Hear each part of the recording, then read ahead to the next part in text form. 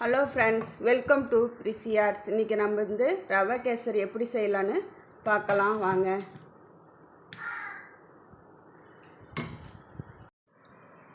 இன்றைக்கி ரவை கேசரி செய்கிறதுக்கு நம்ம ஒரு டம்ளர் ரவை எடுத்துருக்கோம். ஒரு டம்ளர் ரவைக்கு 2 டம்ளர் சுகர் எடுத்துக்கலாம். இல்லை நீங்கள் 1.5 டம்ளர் வேணாலும் சுகர் ஆட் பண்ணிக்கிங்க. 1/2 டம்ளர் நெய், ஃபுட் கலர் நம்ம தண்ணியில் கரைச்சி வச்சுருக்கோம். முந்திரி, திராட்சை, ஏலக்காய் பொடி.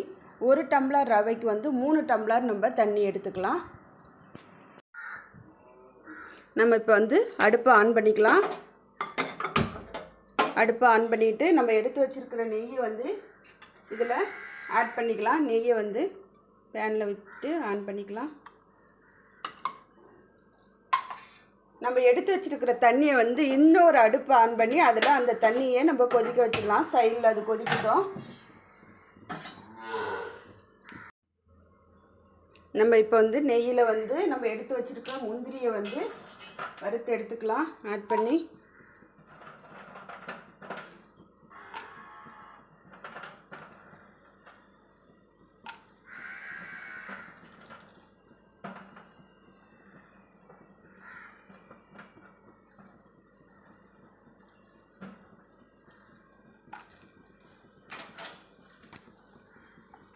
முந்திரி கொஞ்சம் வறுபட்டதுக்கு அப்புறமா நம்ம எடுத்து வச்சிருக்கிற திராட்சையை இது கூட சேர்த்து வறுத்துக்கலாம்.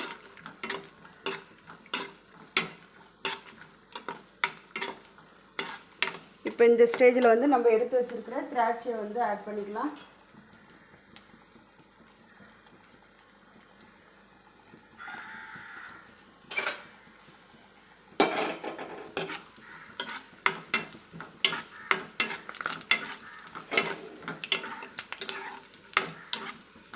இப்போ நம்ம போட்டிருக்க திராட்சை உப்பி வந்துடுச்சு. இந்த ஸ்டேஜில் நம்ம முந்திரியும் திராட்சையும் எடுத்துக்கலாம்.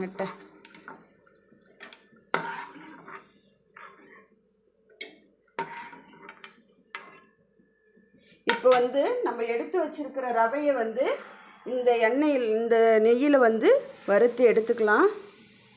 கலர் மாறக்கூடாது, ஆனால் நல்லா வறுத்துக்கணும் நெய்யில்.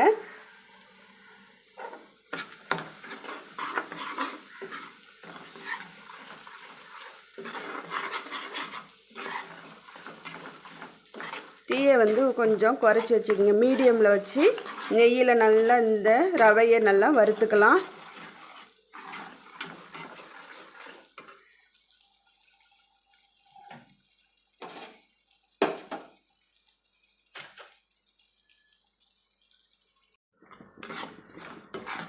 நம்ம ரவையை நெய்யில் நல்லா வறுத்துக்கலாம்.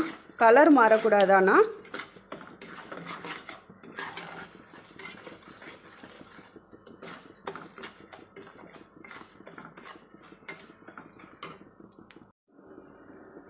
இப்போ நம்ம ரவை நல்லா வறுபட்டாச்சு.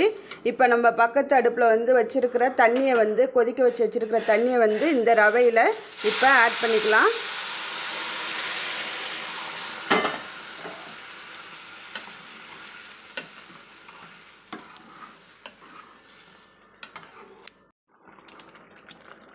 நம்ம இப்போ தண்ணியை சேர்த்ததுக்கப்புறம் நல்லா கிண்டுவோம். நல்லா வேகணும். ரவை நல்லா வெந்ததுக்கப்புறம் தான் நம்ம சுகர் ஆட் பண்ணோம்.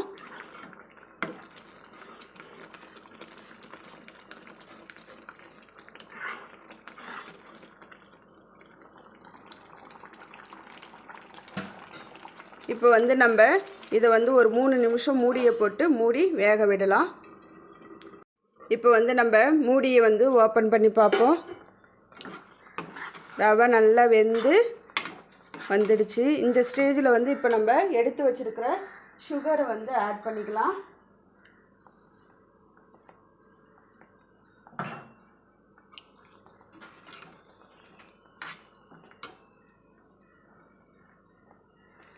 சுகர் ஆட் பண்ணிவிட்டு சுகர் நல்லா மெல்ட் ஆகணும்.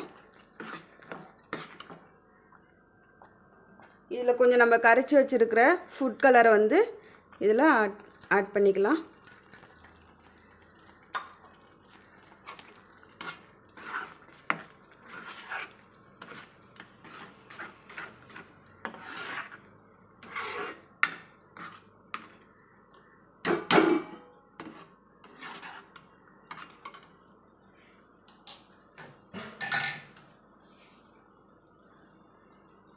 ஒரு பிஞ்ச் அளவுக்கு நம்ம இதில் உப்பு ஆட் பண்ணிக்கலாம்.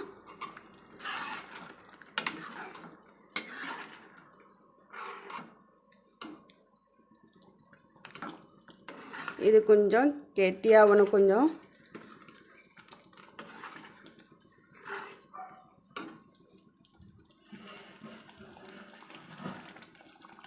இப்போ நம்ம எடுத்து வச்சுருக்கிற ஏலக்காய் பொடியை வந்து இதில் சேர்த்துக்கலாம்.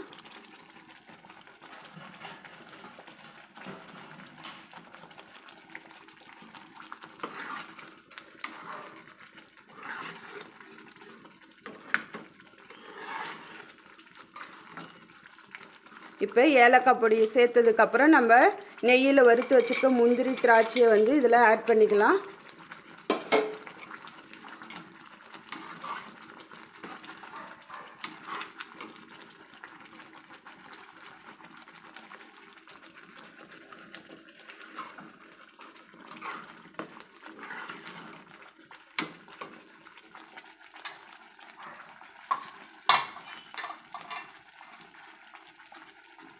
இப்போ இதுக்கு மேலே 2 ஸ்பூன் வந்து நம்ம நெய் வந்து ஆட் பண்ணி ஆஃப் பண்ணிக்கலாம் அடுப்பை. இப்போ நம்ம வந்து கேசரி வந்து ரெடி ஆகிடுச்சு. இது மாதிரி நீங்களும் ட்ரை பண்ணி பாருங்கள்.